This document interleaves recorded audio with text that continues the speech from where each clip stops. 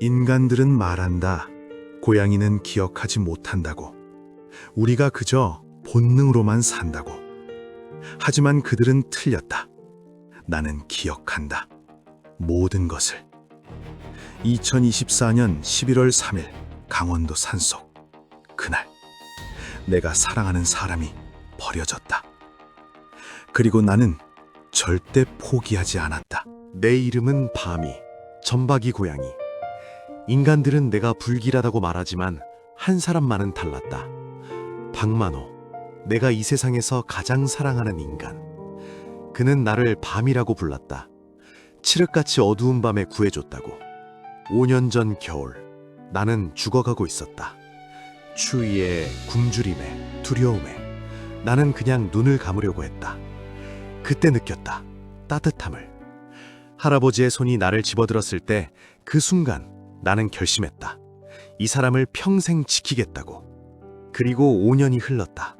매일 아침 할아버지 곁에서 눈을 떴고 매일 밤 할아버지 무릎에서 잠들었다. 6개월 전부터 할아버지가 조금씩 달라지기 시작했다. 치매 초기라고 했다. 나는 그 단어의 정확한 의미는 몰랐다. 하지만 알 수 있었다.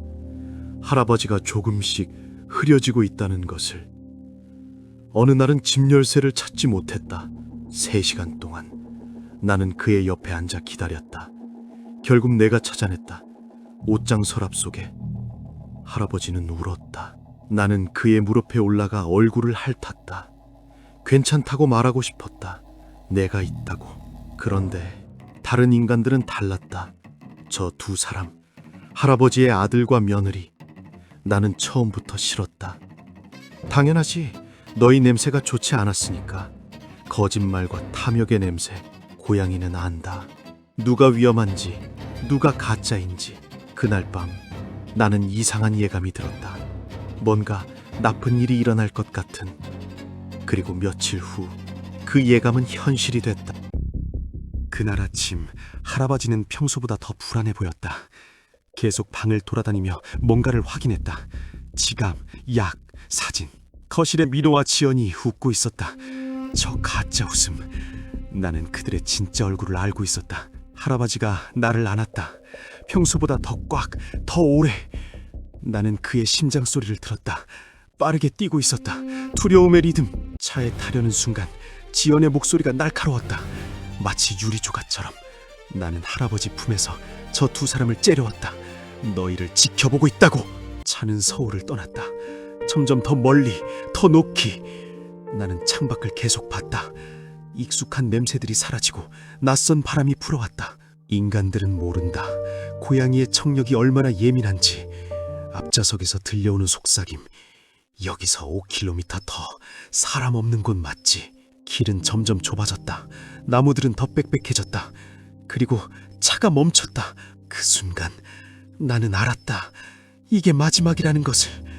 할아버지가 나를 꼭 안고 내렸다. 떨고 있었다. 아니, 우리 둘 다. 그리고 차가 움직이기 시작했다. 나는 할아버지 품에서 뛰어내려 차를 향해 달렸다. 멈춰라! 멈춰!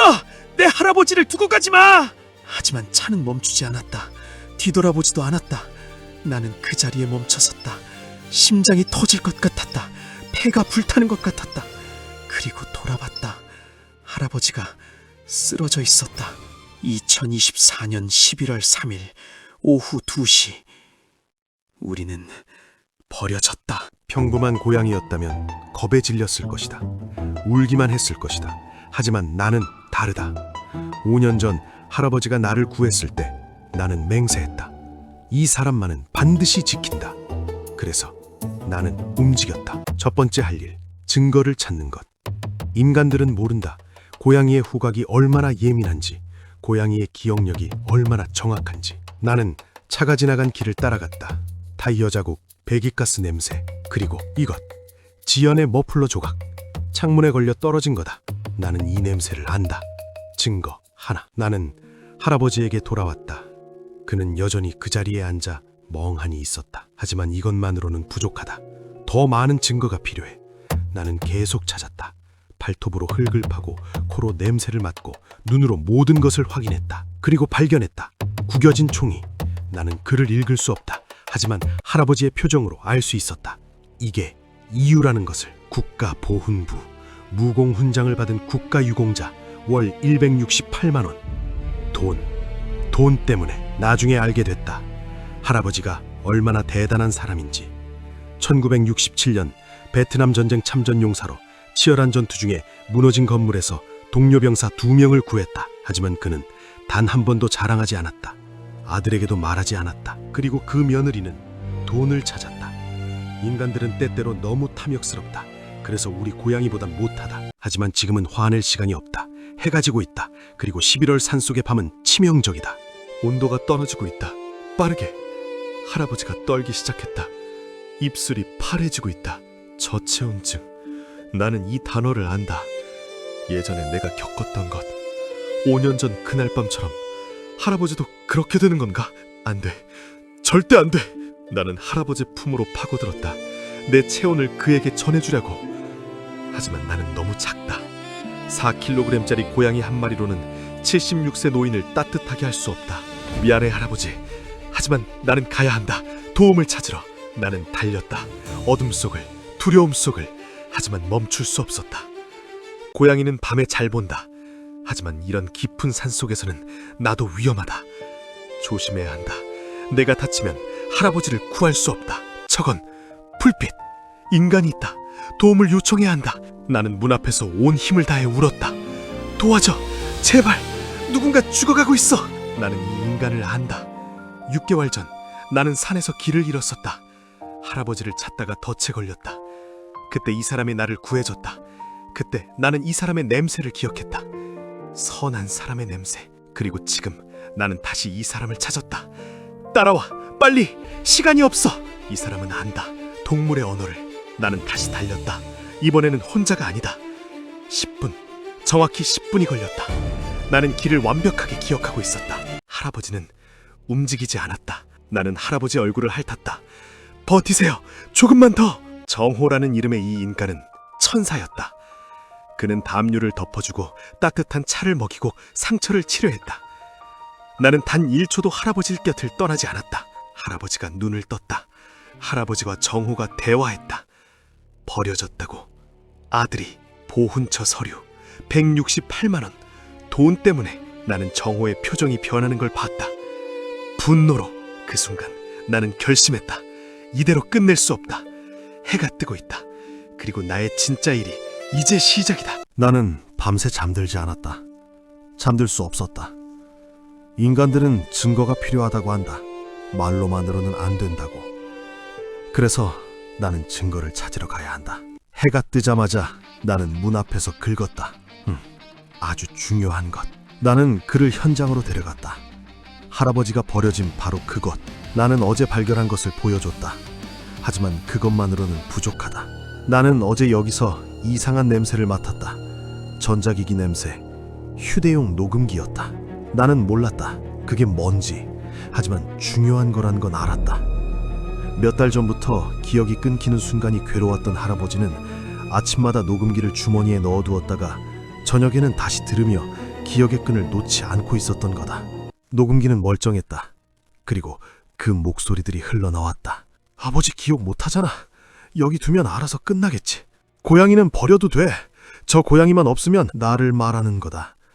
나 때문에 자신들의 계획이 방해받는다고 생각했구나. 산에서 길 잃은 치매 노인? 며칠 지나면 자연사 처리될 거야. 자연사. 그들은 할아버지가 죽기를 바랬다. 정호는 즉시 움직였다. 그는 자신이 아는 모든 사람들에게 연락했다. 경찰, 변호사, 기자.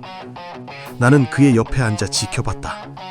이 사람은 할아버지의 새로운 가족이 될 것 같다. 그리고 3일 뒤 그들이 왔다. 형사, 변호사, 경찰서장, 기자. 나는 테이블 밑에 앉아 그들의 대화를 들었다. 명백한 유기 및 살인 미수, 국가유공자 대상 범죄는 가중처벌. 7년. 그들은 7년 동안 갇힐 것이다. 할아버지가 산속에 갇혀야 했던 것처럼. 할아버지는 여전히 아들을 생각한다. 인간은 그렇다. 가족을 쉽게 포기하지 못한다.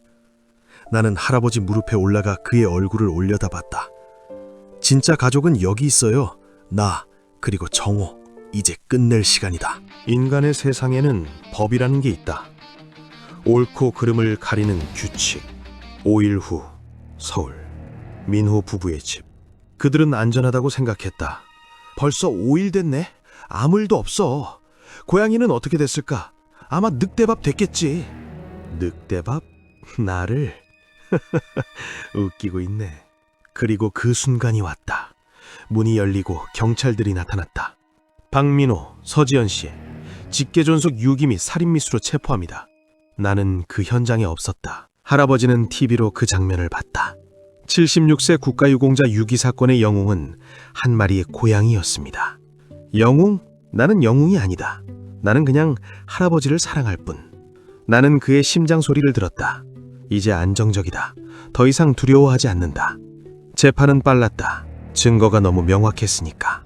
피고인 박민호, 서지연, 징역 7년을 선고합니다. 7년. 그들은 7년 동안 갇힐 것이다. 나는 동정하지 않는다. 그들은 선택했고 그 대가를 치르는 것뿐. 할아버지는 재판정에 왔다. 마지막으로 아들을 보기 위해. 민호가 돌아봤다. 아버지, 죄송합니다. 할아버지는 대답하지 않았다. 그냥 돌아섰다. 나는 밖에서 기다리고 있었다. 법정 안에는 동물이 들어갈 수 없으니까. 할아버지가 나를 안았다.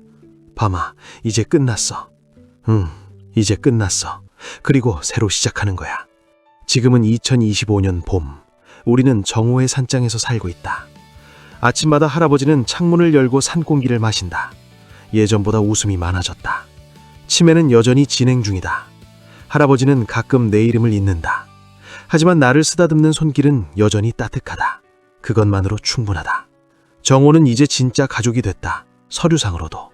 그는 할아버지를 아버지라고 부르고 할아버지는 그를 아들이라고 부른다. 진짜 아들보다 더 아들 같은 사람. 인간들은 말한다. 고양이는 은혜를 모른다고.